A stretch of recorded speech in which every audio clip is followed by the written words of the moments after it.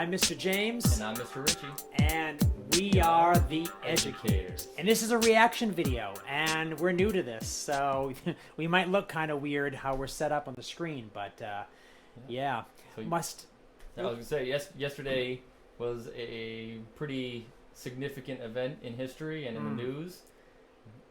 Yesterday, so Beirut suffered the third worst explosion in known history, only after Hiroshima and Nagasaki, which were the two cities in Japan that were had the atom bomb dropped on them. Yeah. And it's also the worst explosion in 75 years. In terms of sheer power, it was more potent than Halifax, which was in 1917, which was a complete disaster. So let's take a look at it. Yeah, so we have a video we want to show you, and this is 7 different, I guess, views of it. 7 different views of this going off.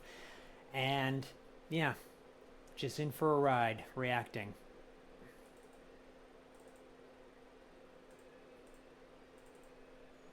And we're still working with the software, so I'm going to make it work.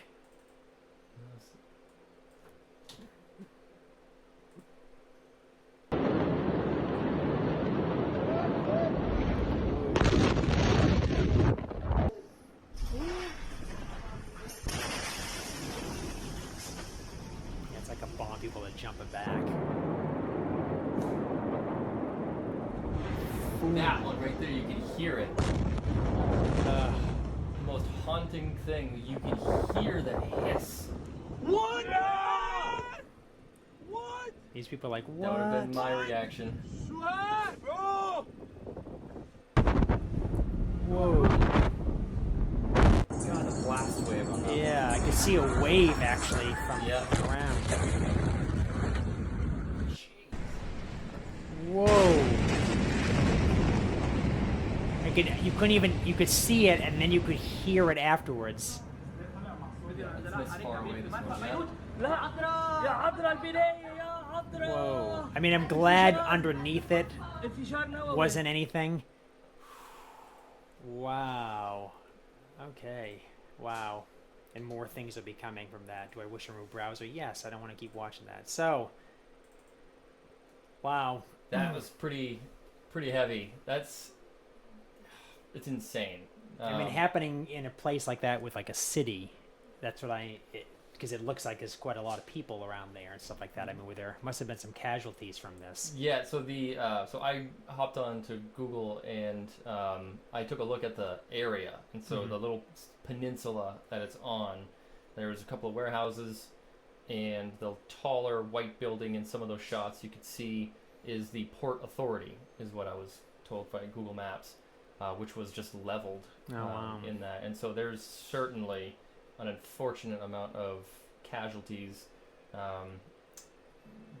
Yeah, I think just inherent to something like that. Yeah, I think so. Some news we kind of gathered. I think there was like 5,000 people were injured, around 5,000. Over 100 were killed.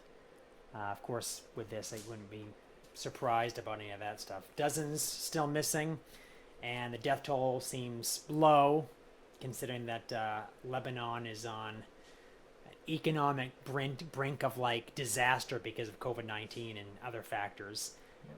And of course, like you mentioned, the port was bombed and stuff like that, which is basically where their food and supplies come in, which is absolutely horrible. And this specific port is actually known as the gateway to the Middle East. It's actually it's the intersection of 3 continents and a incredibly important shipping route. Obviously, there's not many ships going in and out of that place right now, so I just can't imagine the amount of global effect, or at least that part of the globe right now, the trading, shipping, supplies, food, everything in that area that's already hit with disasters, and it just destroyed a lot of downtown Beirut. Like the city center isn't even very far from there. I think it's like less than a mile, and I think some buildings were damaged up to like 80, 100 miles away. Just windows, stuff like that's how powerful it was.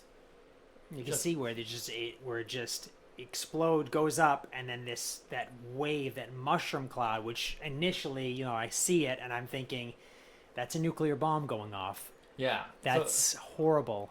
I definitely thought it was nuclear at first because of that shock wave, so it's called a blast wave. So that's Yeah. the white blast wave that you see is air that has been forced to move faster than the speed of sound, and so usually air doesn't move faster than the speed of sound.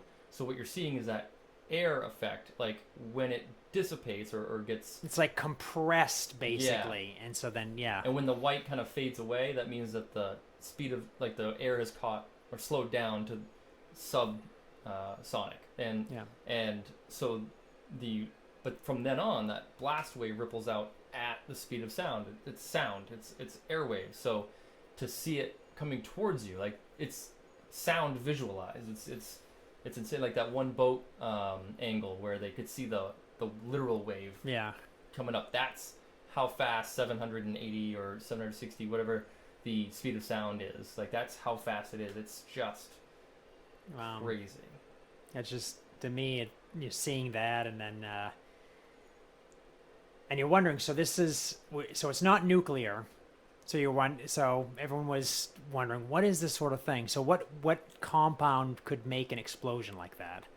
So that was an ammonium nitrate. So ammonium nitrate is used in 80% of North America's bombs. So it's a potent explosive. It's also a Is it fertilizer too? petrochemical fertilizer. Yeah, so that's what I was wondering. A lot of the foods you eat are probably sprayed with this chemical, or it's however they use that chemical in fertilizer. So it is interesting that it actually has like half of the power of black powder, so traditional black powder, but it has so the speed at which it burns is 5 to 6 times greater than black powder, so that's why it took off so fast. Like it's so if anyone's ever heard of tannerite is popular with sports shooters right now as for exploding targets.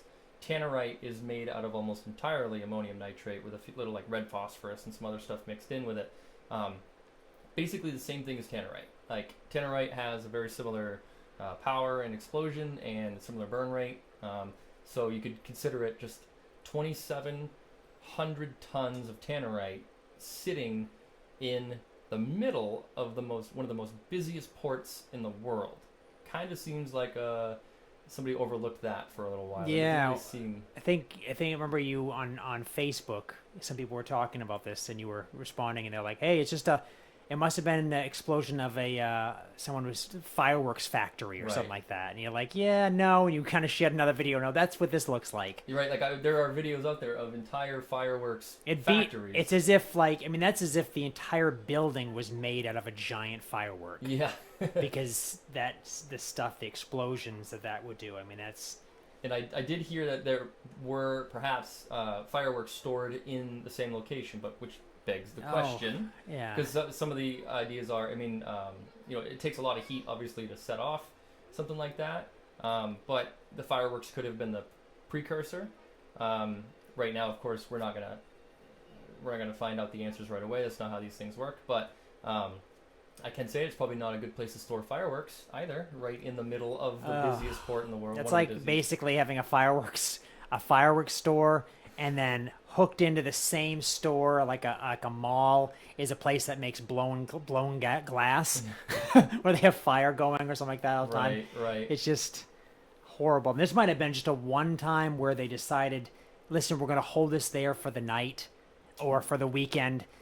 There's a giant concentration, but we're pretty sure it's going to be okay. None of you better go smoke. And then someone does that. I mean, so this is actually we're trying to make fun of this situation. It's horrible, but it's one of those tiny little things where I'm sure tiny mistake, a match could have probably been thrown in there and had that chain reaction of doing that. So far I heard what happened was there was a ship carrying 2,700 tons of ammonium nitrate, tried to go through the port. They were forced to dock, and then the owners of the ship abandoned the ship and the cargo. So the ship and the cargo was left at this port. The port authority was like, all right, unload the ship, we'll put it in the warehouse, which was, I think, 6 or 7 years ago. So this ammonium nitrate, right now, the way that the story is being released is that this specific shipment of ammonium nitrate had been sitting in that warehouse for 7 years. So after a few years, I'm sure that like safety regulations become lax as people get used to this. I mean, does it might degrade the container it's in? Who knows? I don't know that part of it, but I know that it usually is supposed to be something you store off site from anything important. And there's huge questions as to why they would allow this sort of thing to just exist there. Like, we know ammonium nitrate is this giant explosive, terrible material. Why would it be in this place? And so I think that's the question right now. But it's an incredibly sad story. It's incredibly hard to watch those videos. But there's always something to be learned from it. And the view, like the HD footage that we're getting from close to the explosion is something unprecedented. And I've never seen something like that before. Yeah, and there's definitely more videos out there. You guys want to watch that sort of thing? Yeah, it's these reaction videos. I mean, we're going to react to other ones that are less graphic and less heavy. Yeah, not as heavy as this, but yeah. Well, I'm hoping they can pick up from these pieces that have been scattered everywhere, and everyone can be better. I mean, it's pretty bad that in the middle of COVID. Yeah, too, because I mean, anyone who is actually hurt, 5,000 people injured, going to a hospital and possibly spreading something they might have had. It's just, you don't want to get hurt during this time at all and go to a hospital, because you're going to probably pick up something you don't want to get. You never, in the first place, you don't want to do that. I mean, people will go, I don't want to get a cold. How'd you get a cold? I sprained my knee and I had to go to the hospital and I picked up a cold there. And they're like, yeah, you usually leave the hospital with something extra aside from a cast if you break something. And it's unfortunate. And now is kind of the worst time for that sort of thing to happen. Especially for street triage, because there was like a hospital, at least one hospital that's been now, like, they can't operate. Like, every window is gone. Like, floors are missing, of course. Like, like all kinds of stuff. And so the owner of the hospital I saw, or the manager of the hospital, was just sort of like, we are now not a hospital, and now we're doing triage on the street. And of course, infection risk, who's looking for a mask after a bomb goes off? Like, it's an unfortunate situation all around, and I wish the people of Beirut well, and hope that they can prevent this from happening again, and I hope the world learns the lesson and prevents this from happening in their country. Well, if you like videos like this and these reactions, subscribe to us. We're not always this heavy. We're not somber and have heavy material and stuff like that. But yeah.